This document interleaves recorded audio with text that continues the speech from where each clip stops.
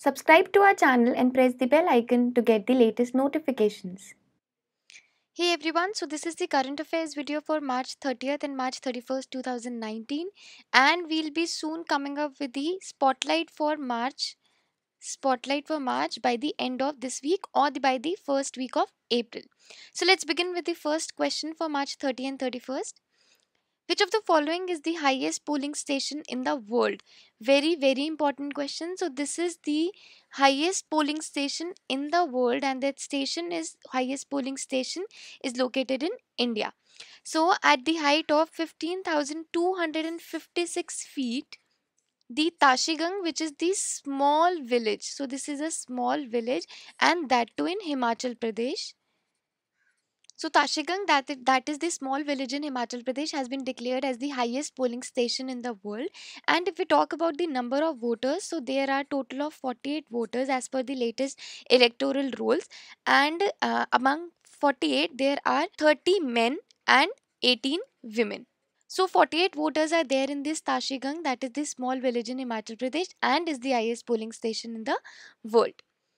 Moving on to the next question, where is the new initiative NABARD launched to facilitate the person with disabilities hassle-free elections? And this is with respect to the current coming and upcoming elections, that is the Lok Sabha elections 2019. And for the same, they have facilitated or they have started this new initiative where they wanted to provide the hassle-free elections or to initiate the accessible elections for the person with disabilities. And Assam has launched this Inajori initiative so that they could facilitate the hassle-free elections for the persons with disabilities.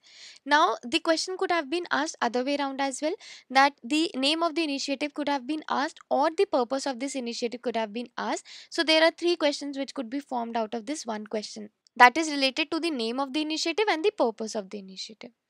The next question, which is quite important question, as per the study based on the National Family Health Survey, which state occupied the second position in terms of child marriages among girls between 15 to 19 years of age. Now, one thing to note here is NFHS, SECC, and census. We have already covered this, or we'll be providing notes regarding this in the economic and social issues course. That is the course for the phase 2 of RBI, SEBI, and NABARD, and we are providing the combined data for these three. It is very, very important to cover these three. Now, coming back to the question, so as per the study based on this survey, which state occupied the second position in terms of the child marriages among girls between 15 to 19 years of age?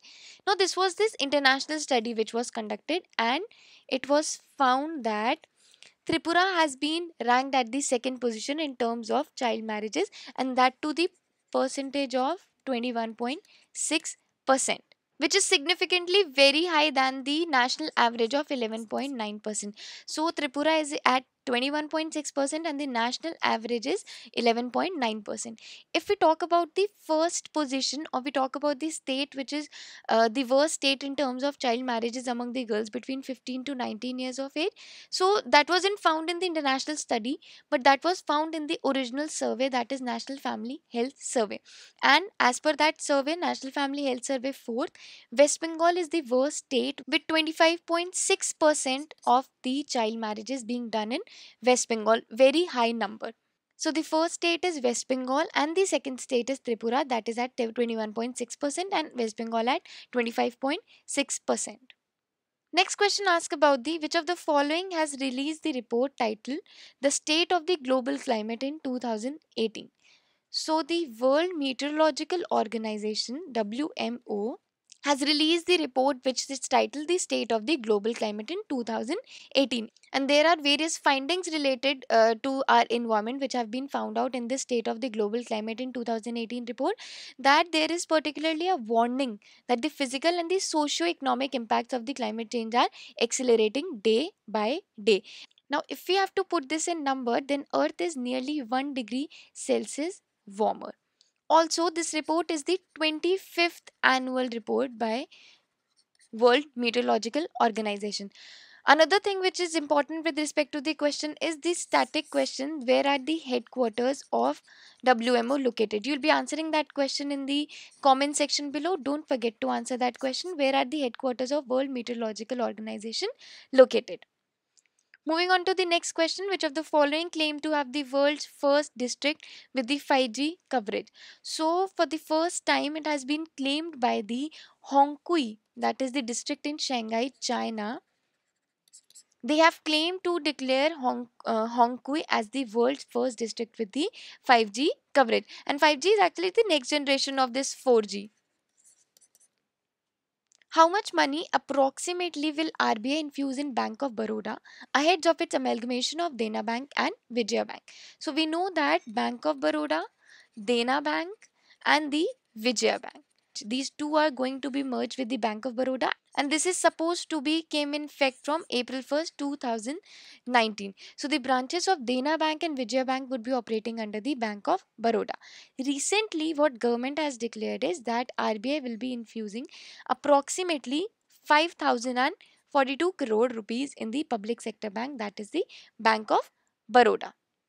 So in this question, the RBI is not going to infuse, but the government is going to infuse the money in the Bank of Baroda, that is ahead of the amalgamation with the Dena Bank and Vijaya Bank.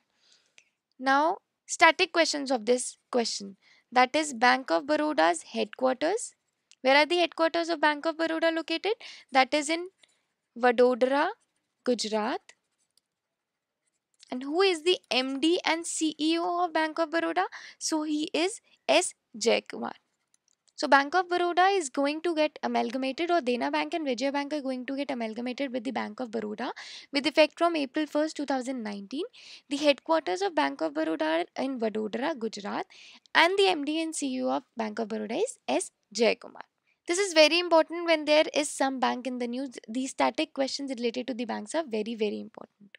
Moving on to the another question, Dash has become the India's second largest government owned financial firm. Very, very important to note. Second largest government owned financial firm in terms of market capitalization. So the first largest is SBI. SBI is the first largest government owned financial firm. And if we talk about the second largest, so Power Finance Corporation is the second largest government owned financial firm in terms of the market capitalization. And this has been done after it has acquired majority stake in Rural Electrification Corporation. So after Finance Corporation has acquired majority stake in the Rural Electrification Corporation, it has become the India's second largest government owned financial firm in terms of market capitalization, and that too after SBI. Dash has been appointed as the first female president of Slovakia. So if we talk about this country, so Slovakia is in Europe. It is a country in Europe, and its capital is Bratislava. This is the capital of Slovakia. And if we talk about the currency, so currency is euro. So these are the static questions related to Slovakia. And recently, Zuzana Kaputova has been appointed as the first female president of Slovakia. Now, why is it important? Because she is the first female to be appointed as the president of Slovakia. So, the capital of Slovakia is Bratislava. President is Zuzana Kaputova. It is a country in Europe, and the currency is euro.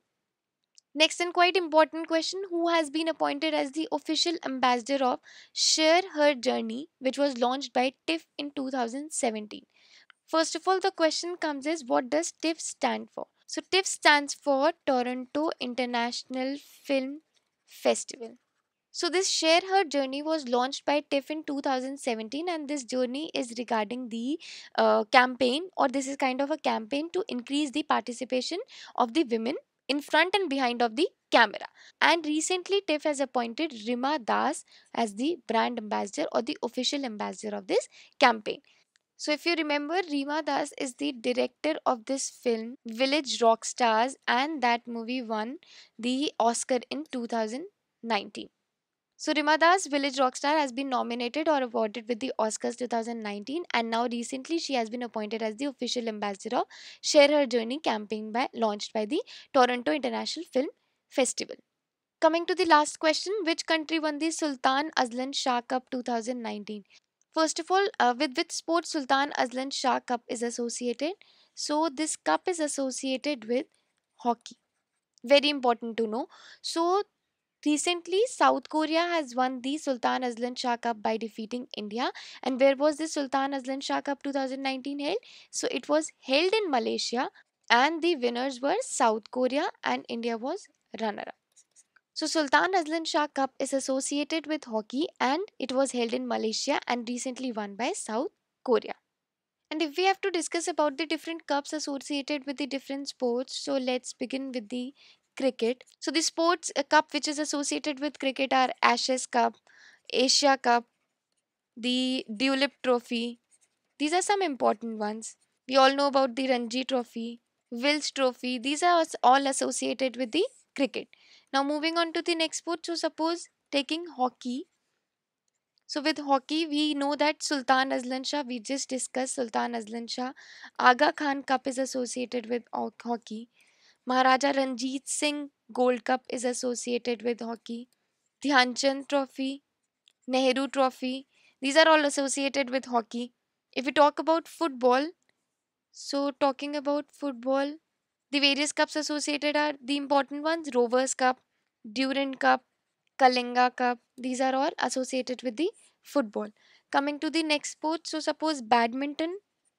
So for badminton, there are Thomas Cup, Uber Cup, Amrit Diwan Cup. So these are the different sports and different cups associated with these sports. So this is all for the current affairs for the March 30th and March 31st. As I told you, we'll be coming up with the spotlight in the first week of by the first week of April.